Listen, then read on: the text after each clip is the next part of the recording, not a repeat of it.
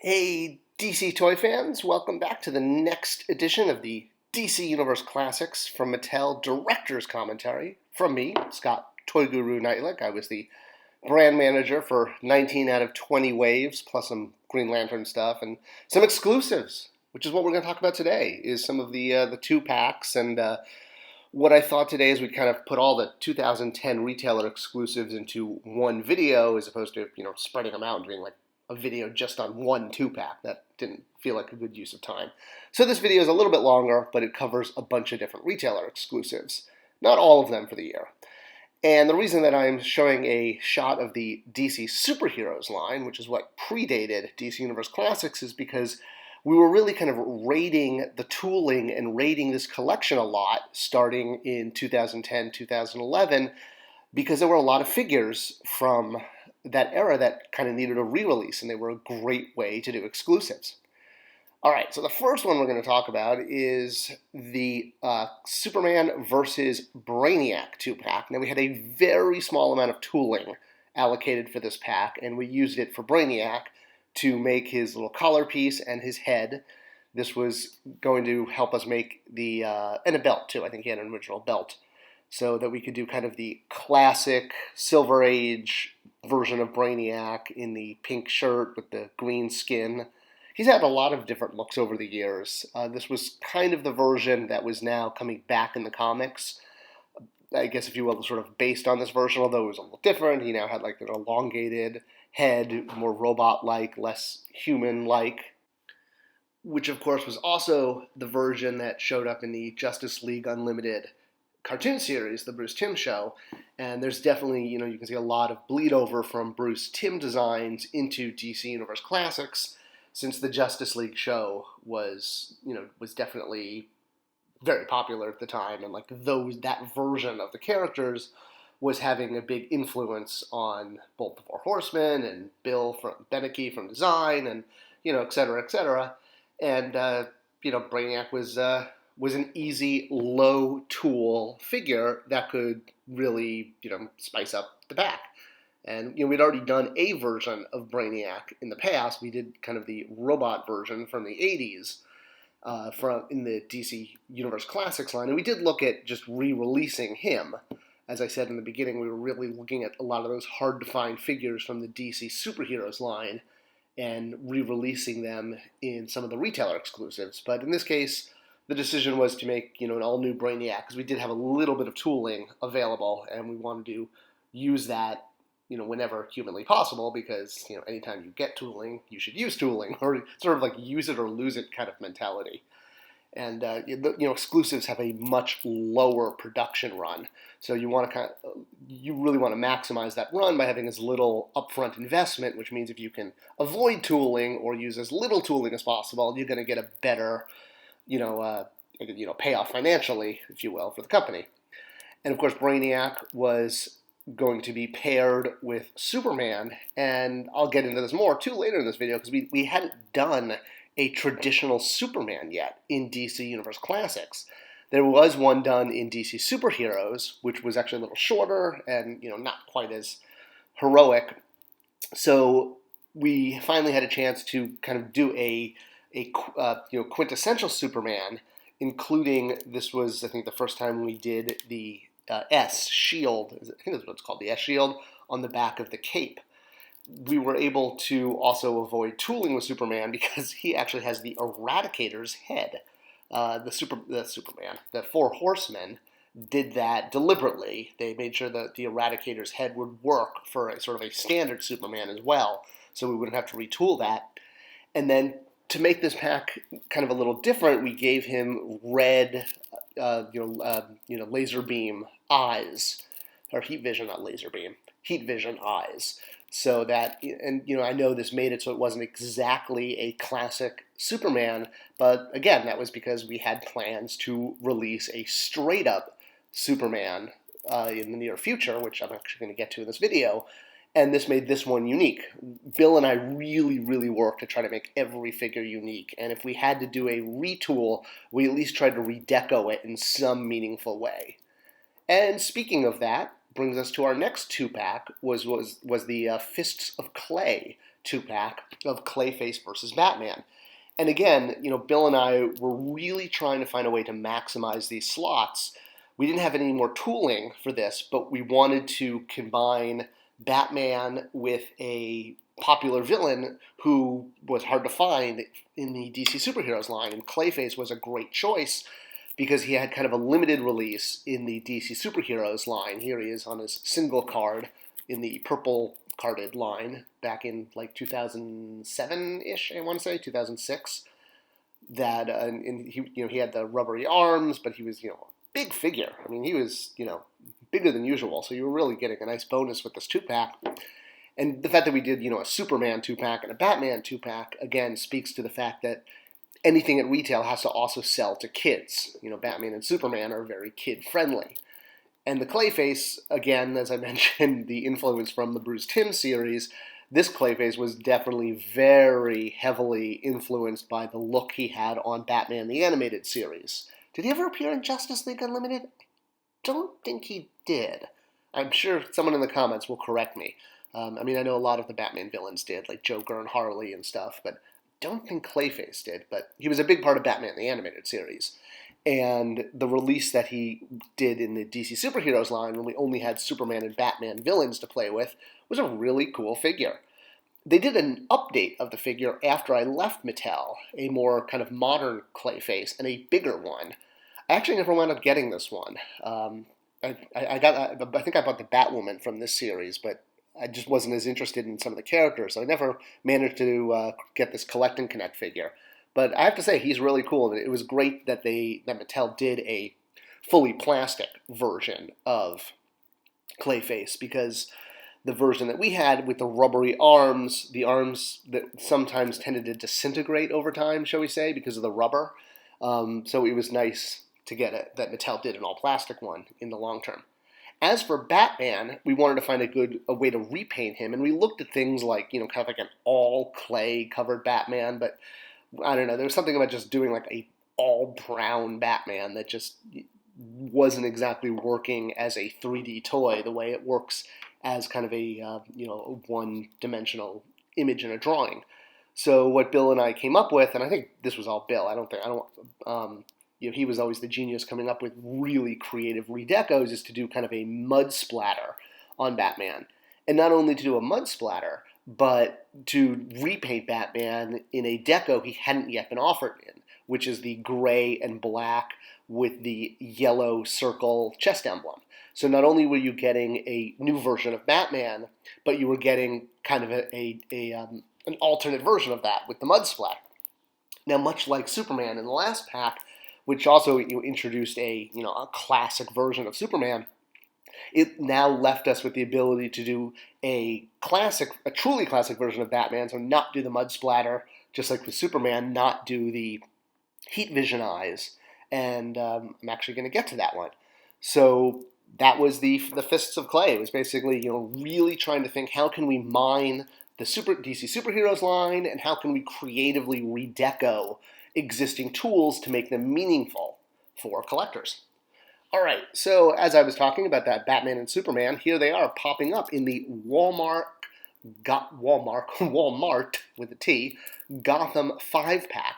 And this is a perfect example of a point that I make in a lot of videos about how toys that we see as collector toys, like DC Universe Classics or Marvel Legends or Black Series, Star Wars, we see them very much as for us, the adult collector. But if they're at retail, if they're at Walmart or Target or Toys R Us back in the day, sniff, they have to sell the bulk to kids. And that's why when you're looking at a pack like this, you've got Batman and Superman and, three very well-known villains, Catwoman, Two-Face, and Lex Luthor. Pretty much all characters that your average kid, especially who's into Batman and Superman, is going to recognize. If this was truly just a collector pack, you would see things like, like what we did on Matty Collector in some of the two packs, like, Starfire and Adam Strange and, those kind of things, characters that weren't as recognizable. The fact that we made a Walmart exclusive 5-pack centered around extremely well-known heroes is kind of a good illustration of the point, and extremely well-known villains, that this pack needed to do the bulk of its business to kids and moms and gift givers. But because we, Bill and I, being collectors ourselves and the Four Horsemen, we really, again, tried to constantly think of ways to, at least if we had to put out a pack that was going to, do the bulk of sales to kids, how can we ensure it's still going to be meaningful to collectors? And so this was a way to offer the Fists of Clay black and gray Batman and the Superman from the Brainiac pack, but now without that added deco. So here you see the mud-splattered version of Batman from the Fists of Clay. And yes, no jokes about what else he might be splattered with. It's mud. It's mud, people. That's why he came with Clayface. And, again, here is Superman. So here we finally get to a definitive classic Superman with actual real eyes, not heat vision eyes. But it was the same tool. It was the same Eradicator head and the same body that, we'd put together for the Battle in the Cosmos Superman versus Brainiac pack. But now, finally, you could get, in a 5-pack, a definitive Superman, which that would be great for collectors because now they would have this. And for kids could get Superman and Batman and 3 villains in 1 pack. And yes, I know it was called, the Gotham 5-pack, yet you had Superman and Lex Luthor in it. I want to say the reason for that is probably because we already owned the name, like Gotham 5-pack or Gotham Pack. It was probably like a Hot Wheels item or something. And, one of the secrets with toy naming is it costs money every time you take out a trademark, like even if it's something like Battle in the Cosmos or, Gotham City Rumble. So anytime you can reuse an existing trademark name, it's basically saves development costs. So I have a feeling that that's where that came from, since it wasn't all Gotham City. It had a Superman in it. And we'd done quite a few Supermans at this point, but we hadn't yet done, a classic version. You can see here the version from the pack on the right and the left is the DC Superheroes version, which, was a little shorter, not as heroic, and, didn't really mesh as well with the new improved DC Universe Classic body buck. And, again, this was our opportunity to really do that definitive version of Superman. He would eventually go on to get a single carded release in the All-Stars line. So we put this out in later years for people who'd kind of missed out on the main heroes. And, no one wants to start their collection off with, a C or D list character. You want to start off with Batman, Superman, Wonder Woman, Flash, etc. So while you got the version here with the red eyes doing the heat vision in one customized item, we then had the version without the red eyes in another customized version. So cost efficient from a Mattel standpoint, appealing to kids, appealing to collectors because it's a little different. It was basically finding ways to check off all the boxes, which is not easy to do. Getting something that's going to work on all those levels. It's going to work for Mattel, it's going to work for the customers, it's going to work for the collectors, the kids, the moms. So Lex Luthor here joined Superman in the Gotham pack. Probably would have made more sense to call it like Gotham versus Metropolis. But again, I have a feeling that name was already trademarked for like a Hot Wheels, set of Batman cars or something. So Lex Luthor winds up in a Gotham pack. Hey, he went to Gotham. There were times when Lex Luthor was in Gotham. So this was a minimal tool. All of the tooling for the pack went into this figure. I think he used the collar that we'd already done for Brainiac, and we had the head. So it was just like the chest straps and then the leg jets, I guess you could call it. And this was based on the Lex Luthor that was from kind of, again, the Silver Age, sort of like Brainiac in that 2-pack. It was really great to get another version of Lex Luthor out. And doing Lex Luthor is tough because his main look is in a suit, like a suit and tie. So you basically have like the power suit, the green, thing from Superpowers, and then you have this pink shirt, green bottoms version that are more kind of super villainy, if you will, that are going to appeal to kids. Doing the version where he's just in like a black suit, while I really wanted to do that, that would have been kind of like a Matty Collector type exclusive in like either the Signature Series or the Matty 2-packs, because a guy in suit is just not as appealing to kids, even though, this is kind of Lex Luthor's definitive look. So that's why we went with more of a super villainy, bright colors look because, once again, if a toy is at retail, unless it's in that back aisle behind the electronics at Target and Walmart, if it's in the main aisle, it's got to do the bulk of sales to kids. And so this kind of Lex Luthor is going to appeal to kids because bright colors, looks like a supervillain. It doesn't look like, just like a businessman. And yeah, it works. So again, we continue to mine the DC Superheroes line to fill out this pack, and Two-Face became another really obvious figure to bring back. He was kind of notoriously hard to find in the Batman waves from DC Superheroes, and there's quite a lot of versions of Two-Face over the years. This is kind of more the Golden Age version of him. I guess Silver Age as well, but the orange and purple plaid split suit, not split soup. I must be hungry. Must be getting towards lunch, and doing the green. Green version of the face as opposed to the purple version of the face. It's funny how he flip-flops all the time, and even sometimes the orange is on the left, sometimes the orange is on the right. Maybe he has a lot of different suits. Maybe he's got two suits. Two-Face has two suits. I don't know. Consistency and continuity was never that great in Golden Age. What can I say? Batman used to wear purple gloves.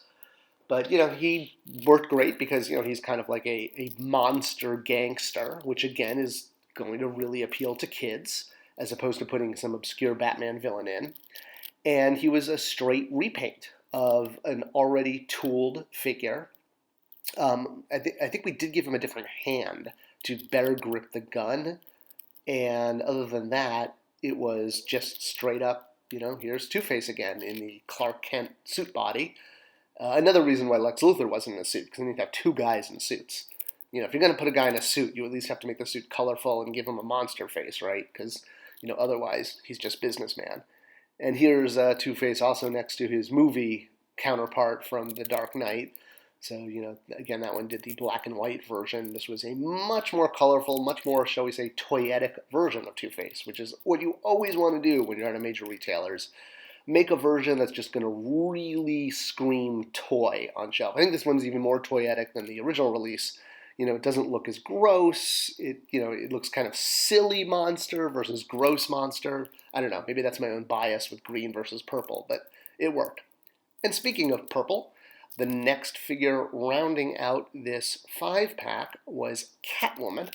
Again, Bill and I, sitting around trying to design who we could put in this pack, looking at all the available tooling, looking at all the DC Superheroes figures that had limited release. Made sense to do Catwoman, not only to get a female out in the pack, because while females notoriously don't sell on their own, it's great to sneak them into multi-packs, because that's kind of a way to get them out there. As far as kids picking up a purple Catwoman, that, if she was single-carded, that might be a little less, but when you throw her in with 4 male heroes and supervillains, it's a much easier sell-through to kids. So, and, her purple outfit is one of her iconic, versions, as well as the black version. The black version here on the left was the original version that was released in DC Superheroes, and then all we had to do was slap on some purple paint, and, it was easy to, low development, I guess you could say, which, again, you're always, when you're doing an exclusive item that's going to one retailer, overall, the production run is going to be smaller, so you want to try to put as little development as possible, while still making it, good. You don't want to, put out a bad toy. But, here's another great example. So this is the last one for today's video. The last of the 2-packs. This was Supergirl versus Lex Luthor. Both of these were a straight repack of already released figures. But again, you've got Lex Luthor in this giant robot suit, which, is probably even more toyetic than the version that we had in the Walmart pack. But, the Walmart pack was a new version of him versus the, Superpowers Robo suit. Power Suit was a re-release of a figure that had already been out, but it had been out years ago. And it was great to, Lex Luthor is basically Superman's #1 enemy. And I never mind getting Supergirl out. She's definitely one of my favorite and, let's say, coolest, sexiest super heroines. one thing Bill and I did, again, we really wanted to make a pack that had 2 direct re-releases stand out for collectors, because we knew they were, we didn't want to just put out a kid pack. So what we did is we had the Kryptonite tool that had originally come with Lex Luthor, and this was, I think, all Bill, because Bill was like a Superman expert. It's like, let's just put out the Kryptonite chunk in every possible color, and we'll put it into the pack. And that was just a perfect idea because it wasn't that expensive, because these are really small pieces. It's not like we were putting in a giant accessory. And this way, again, while the bulk of sales would be to kids, because it's at retail, having the different colored kryptonite was that little extra thing for the collector. Just like the mud splatter on Batman, and just like the heat vision eyes on Superman, all of this was that little kind of going the extra mile to ensure that packs that might include figures you already had, we wanted to do everything we could to just make them a little bit different and collector friendly. And I'm really glad we did. That's kind of, we worked our butts off to make these cool for fans, and I'm glad for all the work we did, because I think going the extra mile like that really is why DC Universe Classics is awesome.